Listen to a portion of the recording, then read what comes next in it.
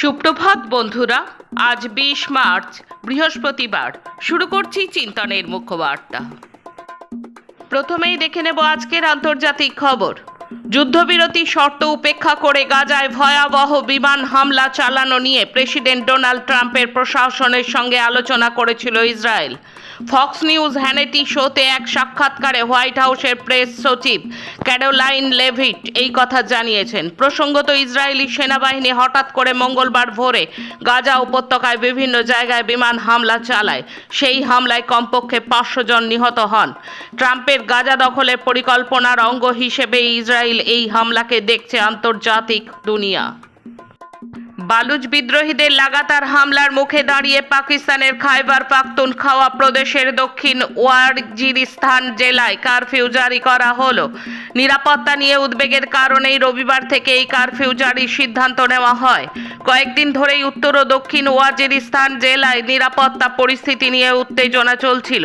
Curfew জারির মাত্র 3 দিন আগে একটি তল্লাশি চৌকিতে সশস্ত্র হামলাকারীদের হামলায় 10 সেনাকর্মী নিহত হন। সেই হামলায় পাল্টা গুলি চালায় পাকিস্তানি সেনা। এর ঠিক আগেই দক্ষিণ ওয়াজিরিস্তানের এলাকায় আত্মঘাতী হামলার ঘটনা ঘটে।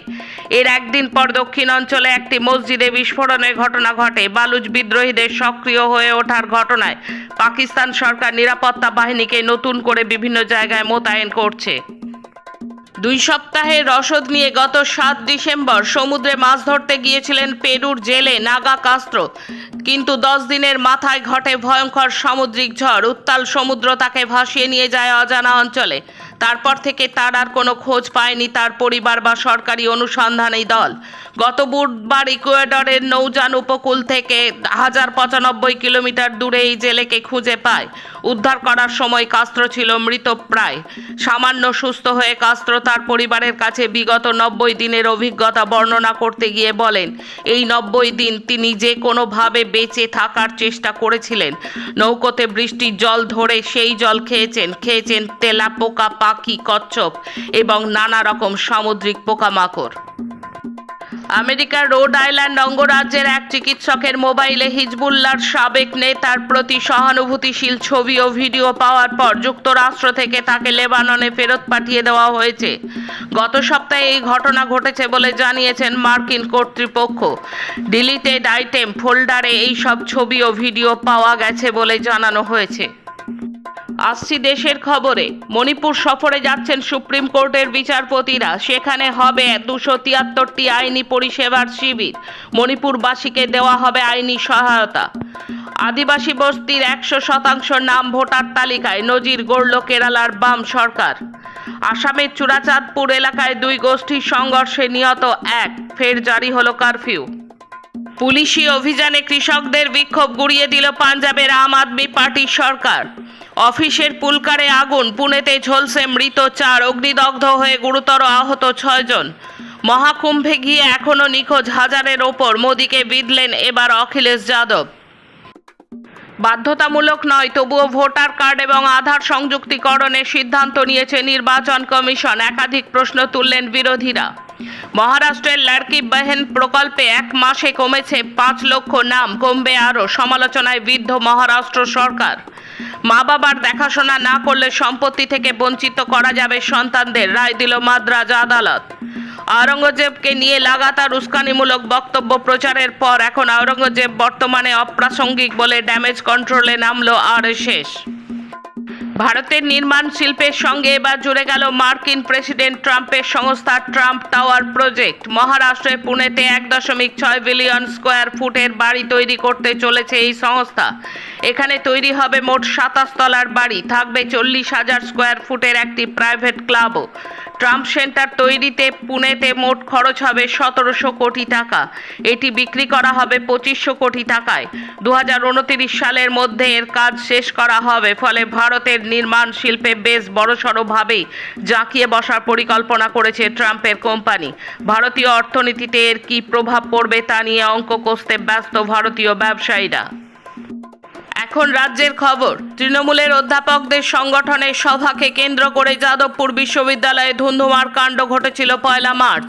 সেই ঘটনায় যুক্ত থাকার অভিযোগে মঙ্গলবার যাদবপুর বিশ্ববিদ্যালয়ের 16 জন পড়ুয়াকে তলব করেছিল যাদবপুর থানা। তাদের মধ্যে একজনকে গ্রেপ্তার করা হয়েছে। ধৃতের নাম সৌপ্তিক চন্দ্র। তিনি সিভিল ইঞ্জিনিয়ারিংয়ের 2য় বর্ষের ছাত্র। ক্যাম্পাসের ভেতরে তৃণমূলের শিক্ষাবন্ধুর অফিসে আগুন লাগানোর অভিযোগ রয়েছে তার বিরুদ্ধে। এই গ্রেপ্তারির পর থানা চত্বরে বিক্ষোভের আঁচ আরও বাড়ল। হাওড়ায় তৃণমূল নেতা তপন দত্ত খুনের মামলায় সিবিআইকে তদন্তের সময়সীমা বেঁধে দিল কলকাতা হাইকোর্ট। এই তদন্ত শেষ করতে হবে এই মাসের মধ্যেই। প্রসঙ্গত, বালি জগাছার একটি জলাশয় ভরাটের বিরুদ্ধে রুখে দাঁড়িয়েছিলেন তপন দত্ত। 2011 সালে হাওড়ায় যেদিন ভোট ছিল সেদিন রাতে মোটরসাইকেলে বাড়ি ফেরার পথে পয়েন্ট ব্ল্যাঙ্ক রেঞ্জ থেকে গুলি করে হত্যা করা হয়েছিল তপন দত্তকে। মুখ্যমন্ত্রীর কাছে বহু নিবেদন করেও কোনো সাড়া না পেয়ে তপন দত্তর স্ত্রী প্রতিমা দত্ত 2016 সালে বাম কংগ্রেস জোটের প্রার্থী হয়ে লড়েছিলেন। ভুয়ো নথি দিয়ে পাসপোর্ট তৈরিতে অভিযুক্ত ফেরার বাংলাদেশিদের বিরুদ্ধে লুকআউট নোটিশ জারি করেছে কলকাতা পুলিশ। লালবাজার সূত্রে জানা গেছে, এখনো পর্যন্ত 69 জন ফেরার বাংলাদেশির বিরুদ্ধে এই লুকআউট নোটিশ জারি করা হয়েছে। এরা প্রত্যেকেই ভারতীয় পাসপোর্ট নিয়ে বর্তমানে বিদেশে রয়েছেন বলে অনুমান। দিনহাটায় তৃণমূল নেতার ধর্ষণের শিকার গৃহবধূর বাড়িতে বুধবার গিয়েছিলেন ডিওএফআই এর রাজ্য সম্পাদক মীনাক্ষী মুখার্জি। চাকরির ইন্টারভিউ দিতে নিয়ে যাওয়ার অছিলায় ওই মহিলাকে নির্জন জায়গায় একটি বাড়িতে ধর্ষণ করে তৃণমূলের ওই নেতা। সেই ঘটনার পর থেকেই ভয়ে সিটিয়ে রয়েছে গৃহবধূর পরিবার। শেষে খেলার খবর। নজির ভারতের সুকান্ত কদমের। 2য় স্থানে উঠে এলেন প্যারা ব্যাডমিন্টনের বিশ্ব ক্রমতালিকায়। ব্যাডমিন্টন ওয়ার্ল্ড ফেডারেশন নতুন যে ক্রমতালিকা প্রকাশ করেছে তাতে SL4 বিভাগে 2য় স্থানে উঠে এসেছেন কদম। এটাই তার খেলোয়াড় জীবনের সেরা র্যাঙ্কিং। তার সংগ্রহে রয়েছে 53,650 পয়েন্ট। শীর্ষে রয়েছেন ইন্দোনেশিয়ার ফ্রেডি শেটিয়াওয়ান, তার পয়েন্ট 56,680।